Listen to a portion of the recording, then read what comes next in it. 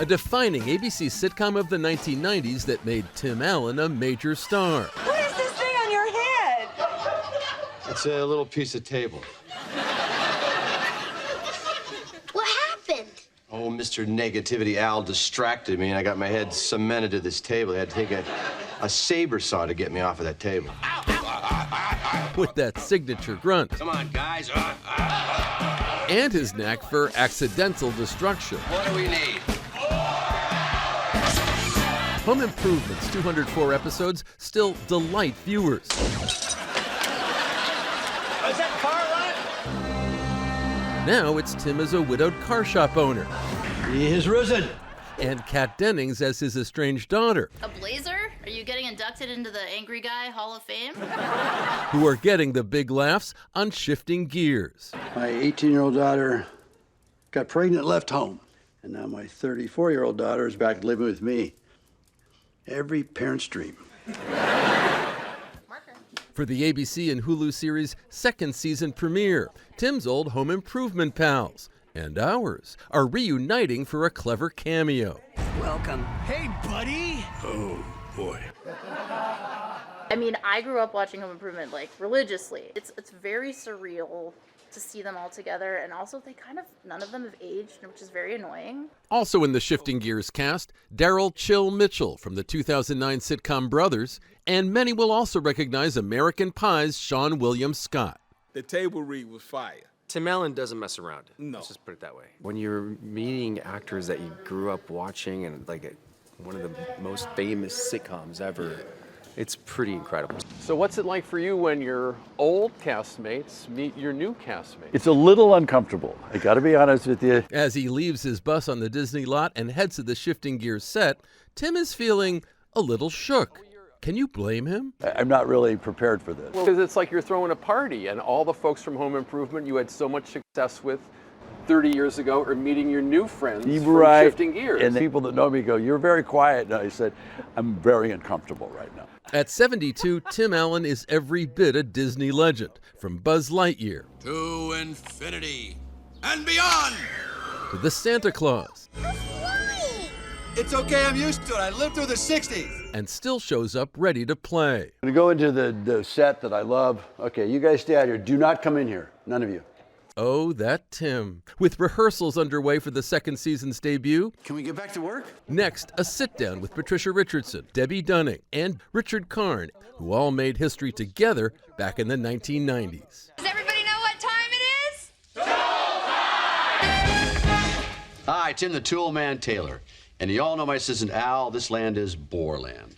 It was such a gift to be on a show that we loved each other so much, and we laughed all the time, every day, and then we drive home and think about the antics that went on that day. This has just been so fun. You got your team. We've been laughing a lot. Tim, what's it like to have everybody back together like this? I'm a little overwhelmed with these guys being in the scene and not being Tim Taylor, but it's a bit intimidating because I learned a bunch of acting from these people. Wait a minute, you're acting now?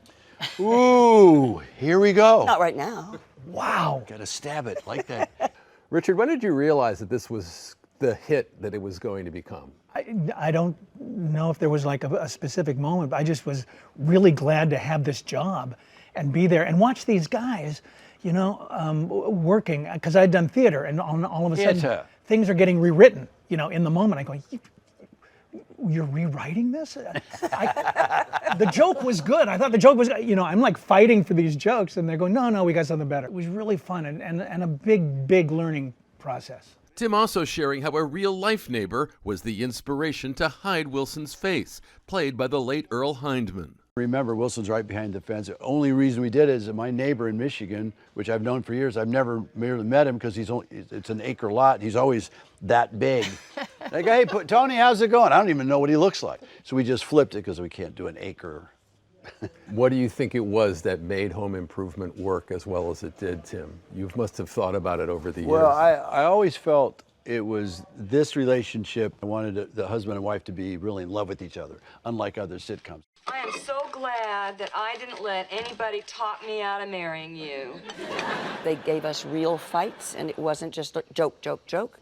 You know, so we have writers that aren't just writing jokes, they're writing character and story. Yes. Which is huge. But you also got to help with that, you know, in the Yeah, notes. Tim and I went in every Monday after the first read-through. And, you know, because there were no women in the writing room, really. So I got to go in and defend the woman's point of view. Remember babies at all? 2 a.m. feedings, 3 a.m. feedings. I don't have the energy for that anymore.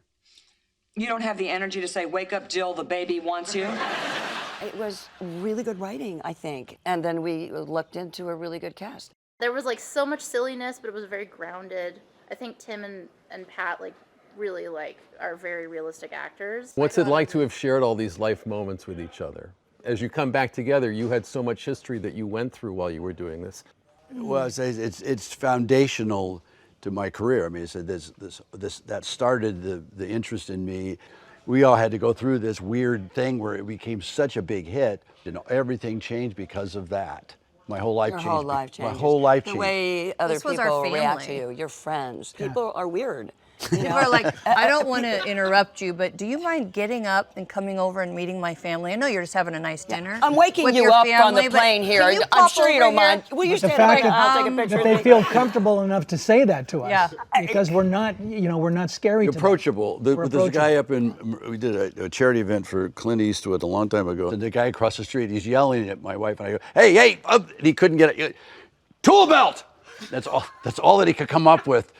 And I go, tool belt, that's the best you could come up with? You could Home Improvement, tool. My name or anything. Of course, I went and signed his screwdriver or whatever the hell he had. People are funny when they come up to you. We do a lot of Comic-Cons, and they come up and they like to tell us this was probably one of the best parts of their life, because this was when they remembered family being family. And they got to sit around. The parents never worried because it was such a clean show. There was jokes for older people and also jokes for kids, but it was such a clean show, you never worried about anything being said inappropriate. And I think the reason we were so successful is because these were real life issues that were written about and then brought to the actors, and we were just portraying them. They're like, that was so me, that was so me and my kid. And you know, when one of them went through a cancer scare. Hey, come on. We'll beat this thing, no matter what it is, you know? I'm not letting anything happen to you. It was a very deep show, and people were like coming out of the woodworks. I had at least 2, maybe 3 women in airports and various places come up to me and tell me they went back to school because Jill did. I loved that. Mm-hmm. I was like, they were inspired by her going back to college, and they were like, I'm gonna do it, and they did it. I get overwhelmed at, especially older women, 40s, 50s, older, what am I talking about? Jeez. That the only time they bonded with their dad was when they watched Home Improvement. Generations now have loved it and talked to you about it. What's it like when your kids watch it or their friends watch it and ask you questions? Watched it. My kids were here when we were shooting it. Yeah. So they saw it when we were shooting it. I had babies, 3 months, twins, 3 months before we started, and a 5-year-old at that time. So the twins lived in the dressing room for the first 3 years. Until they went to nursery school. And now with his latest TV family, there's no place he'd rather be. Tim, you could be on a boat right now. You could be eating a sandwich. You could be doing anything you want. You have been so incredibly successful. Ugh. What motivates you to get up in the morning and continue to work like you do? If you love what you do, you're not ever working. I love entertaining, and I love being on set. I love what I do.